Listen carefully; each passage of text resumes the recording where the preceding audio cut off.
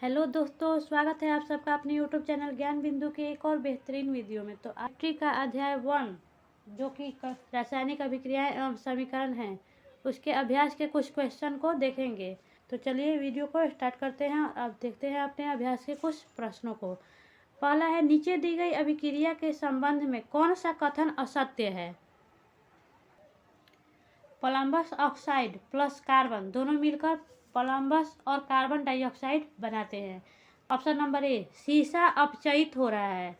तो सीसा क्या हो रहा है हमारा, इसमें ऑक्सीजन का विलगाव हो रहा है, यानी कि ये अपचयित हो रहा है। तो पहला सही है। कार्बन डाइऑक्साइड उपचयित हो रहा है, तो कार्बन डाइऑक्साइड उपचयित नहीं हो रहा है, कार्बन उपचयित हो रहा है, क्योंकि इसमें ऑक्सीजन का जुड़ा हुआ है। तो ऑप्शन नंबर ए और सी सही है। तो इसका होगा ऑप्शन नंबर 2, ए एवं सी। दूसरा है, ferric oxide plus aluminium ferric oxide और एल्युमिनियम दोनों मिलकर एल्युमिनियम ऑक्साइड और फेरस का निर्माण करते हैं। तो ये किस प्रकार की अभिक्रिया है। तो इसमें एल्युमिनियम फेरस को विस्थापित कर स्वयं अपना स्थान ग्रहण कर लेता है और फेरस को अलग कर देता है। तो ये है विस्थापन अभिक्रिया, ऑप्शन नंबर डी। अगला क्वेश्चन है, लौह चूर्ण पर तनु हाइड्रोक्लोरिक अम्ल डालने से क्या होता है। सही उत्तर पर निशान लगाइए। तो जब हम लोग लौह चूर्ण पर तनु हाइड्रोक्लोरिक अम्ल डालते हैं तो क्लोराइड और हाइड्रोजन गैस मुक्त करता है। तो ये हमारा है option number A, hydrogen gas एवं आयरन क्लोराइड बनाता है, ऑप्शन नंबर ए। अगला क्वेश्चन है, संतुलित रासायनिक समीकरण क्या है। रासायनिक समीकरण को संतुलित करना क्यों आवश्यक है। तो संतुलित रासायनिक समीकरण के ऊपर मैंने एक अलग से वीडियो बना रखा है, जिसमें मैंने इसको समझाया है और किसी भी रासायनिक समीकरण को संतुलित करना भी सिखाया है। अगर आप लोगों को वो वीडियो देखना है तो आप लोग उसका लिंक हमारे वीडियो के डिस्क्रिप्शन बॉक्स में चेकआउट कर सकते हैं। वहाँ पर मैंने लिंक दे रखा है, आप उसे जाकर देख सकते हैं। तो इसका आंसर देख लेते हैं। किसी भी रासायनिक अभिक्रिया में द्रव्यमान का न तो निर्माण होता है और न ही विनाश, अर्थात किसी भी रासायनिक अभिक्रिया के उत्पादों का कुल द्रव्यमान अभिकारकों के कुल द्रव्यमान के बराबर होता है। इसी कारण रासायनिक समीकरण को संतुलित करना आवश्यक है। तो चलिए अगला क्वेश्चन देखते हैं। अगला क्वेश्चन है क्वेश्चन नंबर 5, निम्न कथनों को रासायनिक समीकरण के रूप में परिवर्तित कर उन्हें संतुलित कीजिए। नाइट्रोजन हाइड्रोजन गैस से संयोग करके अमोनिया बनाता है, N2 plus H2 to NH3।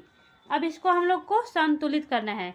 तो यहाँ पर नाइट्रोजन 2, हाइड्रोजन 2 और यहाँ पर हाइड्रोजन 3 है। तो इसको संतुलित करने के लिए अगर हम लोग यहाँ पर 2 लिख देते हैं तो यहाँ पर हो गया नाइट्रोजन 2 और हाइड्रोजन हो गया 6।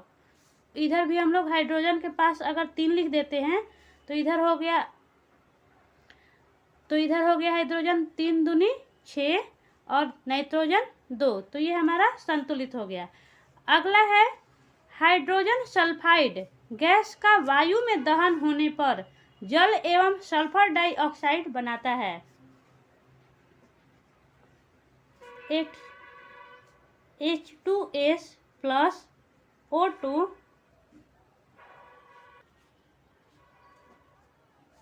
to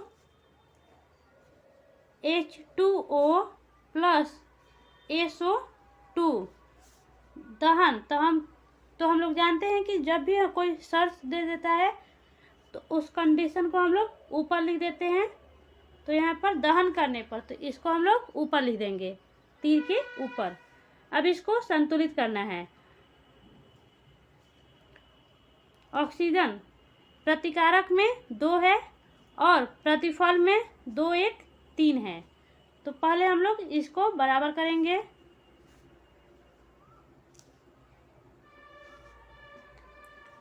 तो यहाँ पर हम लिख देंगे 3, 3 दूनी 6 और यहाँ पर लिख देंगे 2, 2 एक कम 2 और 2 4। अभी भी 2 की कमी हो रही है तो यहाँ पर लिख देंगे 2, 2 दूनी 4 और 2 6। तो हमारा ऑक्सीजन बराबर हो गया दोनों तरफ। अब हाइड्रोजन को देख लेते हैं। हाइड्रोजन है यहाँ पर 2 दूनी 4, यानी प्रतिफल में हाइड्रोजन तत्वों के परमाणुओं की संख्या 4 है। तो हम लोग प्रतिकारक में भी हाइड्रोजन के आगे 2 लिख देंगे, तो 2 दूनी 4। और यहाँ पर सल्फर की तत्वों के परमाणुओं की संख्या 2 है और इधर हो गया 2, तो ये हमारा संतुलित हो गया। अगला है एल्युमिनियम सल्फेट के साथ अभिक्रिया कर बेरियम क्लोराइड, एल्युमिनियम क्लोराइड एवं बेरियम सल्फेट का अवक्षेप देता है। Al2SO4 का whole thrice plus BaCl2 to AlCl3 plus BaSO4, तो ये हमारा पहले से ही संतुलित है, तो इसे हम लोग आगे संतुलित नहीं करेंगे। अगला है डी नंबर, पोटेशियम धातु जल के साथ अभिक्रिया करके पोटेशियम हाइड्रोक्साइड एवं हाइड्रोजन गैस देती है। K plus H2O tends to KOH plus H2 hydrogen, तो इसे ऊपर की तरफ तीर का निशान देकर दर्शाते हैं। अगला क्वेश्चन है निम्न रासायनिक समीकरणों को संतुलित कीजिए। तो इसे मैं जल्दी जल्दी संतुलित कर देती हूँ, लेकिन इस पर मैंने स्टेप बाय स्टेप करके एक वीडियो बना रखा है, आप चाहें तो उसे जाकर देख सकते हैं, उसका लिंक मैंने डिस्क्रिप्शन बॉक्स में दे दिया है। बी नंबर है सोडियम हाइड्रोक्साइड सल्फ्यूरिक अम्ल के साथ अभिक्रिया करके सोडियम सल्फेट और जल का निर्माण करता है। इसको मैंने पहले अटकल एवं प्रयास विधि द्वारा हल करना बताया है। अगर आपको उसमें कोई दिक्कत आ रही हो तो इसको आयनिक समीकरण विधि द्वारा भी हल करना सिखा दिया है। आप चाहें तो दोनों को चेक कर सकते हैं, जो आपको अच्छा लगे उससे हल कर सकते हैं।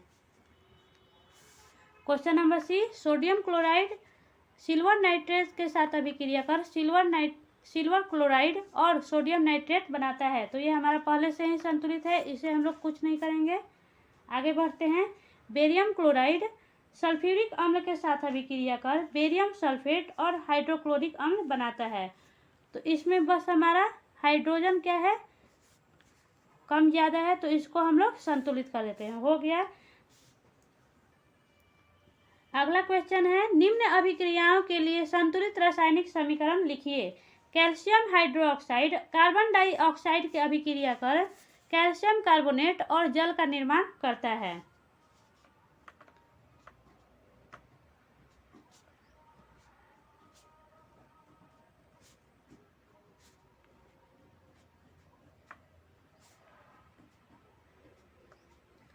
CaOH का whole twice plus CO2 tends to CaCO3 plus H2O, तो ये हमारा पहले से संतुलित है, तो इसे हम लोग कुछ नहीं करेंगे। आगे बढ़ते हैं। जिंक प्लस सिल्वर नाइट्रेट मिलकर जिंक नाइट्रेट और सिल्वर बनाता है।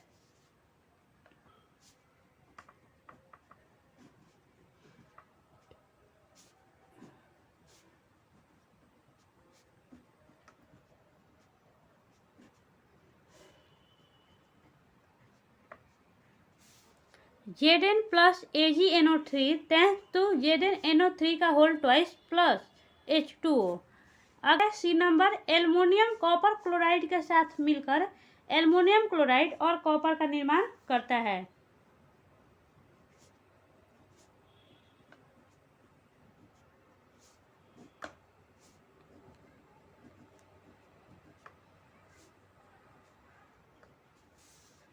Al plus CuCl2 tends to AlCl3 plus Cu, इसको हम लोग को संतुलित करना है, तो इसके आगे 2 3, यहाँ पर भी लिखेंगे 2 और यहाँ पर लिखेंगे 3, तो ये हमारा संतुलित हो गया। अगला है barium chloride plus potassium sulphate, दोनों मिलकर बेरियम सल्फेट और पोटेशियम क्लोराइड बनाता है।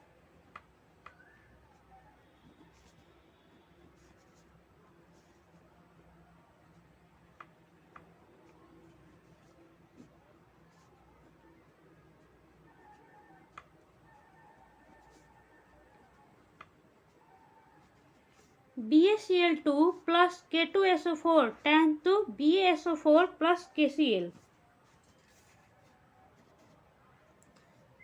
प्रतिफल में पोटेशियम के तत्वों के परमाणुओं की संख्या की कमी है, तो इसके आगे हम लोग 2 लिख देंगे, तो ये हमारा संतुलित हो गया। क्वेश्चन नंबर 8, निम्न अभिक्रियाओं के लिए संतुलित रासायनिक समीकरण लिखिए एवं प्रत्येक अभिक्रिया का प्रकार बताइए।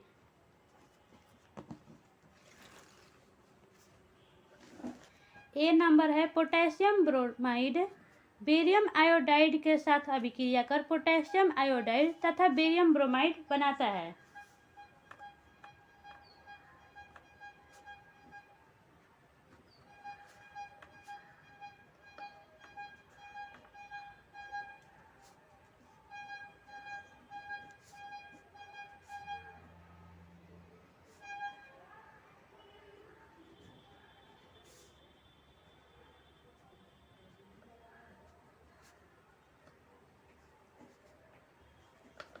इसके आगे हम लोग इसका जो भी अवस्था है उसको भी लिखते चलेंगे, तो इसको अब हम लोग संतुलित करेंगे।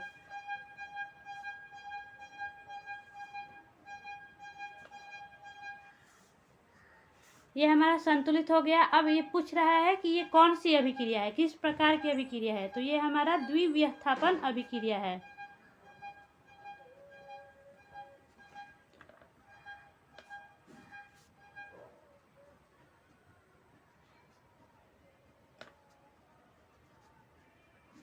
क्योंकि इसमें पोटेशियम ब्रोमाइड, यहाँ से ब्रोमाइड क्या हुआ है, अलग हो गया है और यहाँ पर आयोडाइड आकर जुड़ गया है, और यहाँ पर बेरियम आयोडाइड में आयोडाइड अलग होकर ब्रोमाइड आकर जुड़ गया है और बेरियम ब्रोमाइड बनाया है, तो इसलिए ये द्विविस्थापन अभिक्रिया हुआ।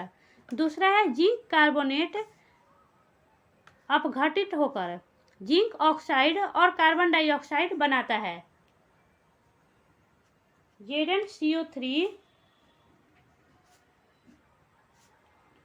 अपघटित होकर ZnO प्लस CO2 बनाता है।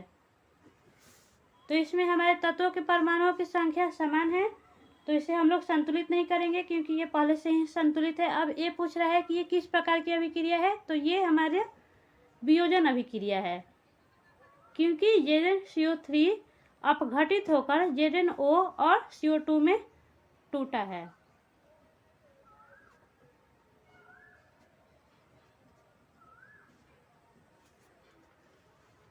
अगला है हाइड्रोजन क्लोरीन के साथ अभिक्रिया कर हाइड्रोजन क्लोराइड बनाता है।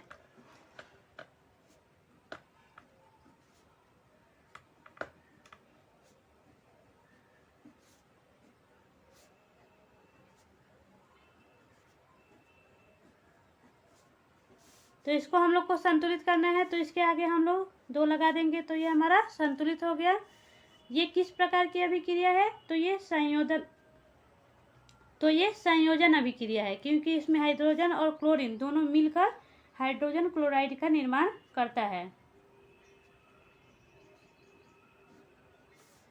अगला है मैग्नीशियम प्लस हाइड्रोक्लोरिक अम्ल, दोनों आपस में अभिक्रिया कर मैग्नीशियम क्लोराइड और हाइड्रोजन का निर्माण करते हैं।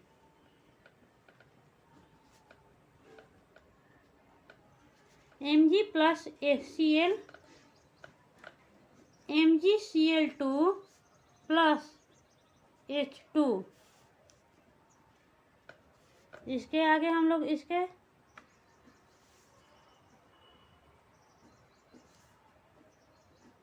अब इसको संतुलित करना है। तो यहाँ पर हाइड्रोजन 2 और क्लोरीन 2 है, तो हम लोग प्रतिकारक के आगे 2 लगा देंगे हाइड्रोक्लोरिक अम्ल में, तो ये हमारा संतुलित हो गया। ये एक प्रकार की विस्थापन अभिक्रिया है, क्योंकि इसमें हाइड्रोजन से क्लोरीन अलग होकर मैग्नीशियम के साथ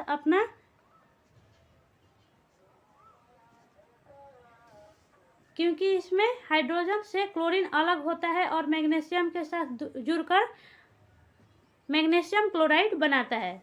इसके आगे के क्वेश्चन की चर्चा हम लोग अगले वीडियो में करेंगे, और इसमें आपको जो भी दिक्कत हो या जो भी पीछे के वीडियो देखने हो उसका लिंक मैंने डिस्क्रिप्शन बॉक्स में दे दिया है, या आई बटन में जाकर चेकआउट कर सकते हैं, उन सब का लिंक मैंने दे दिया है। और आयनिक समीकरण विधि द्वारा भी रासायनिक समीकरण, किसी भी रासायनिक समीकरण को हल किया जा सकता है, इस पर भी मैंने एक वीडियो बनाया है, तो आप जाकर उसे भी चेक कर सकते हैं। तो मिलते हैं अपने अगले वीडियो में। धन्यवाद दोस्तों।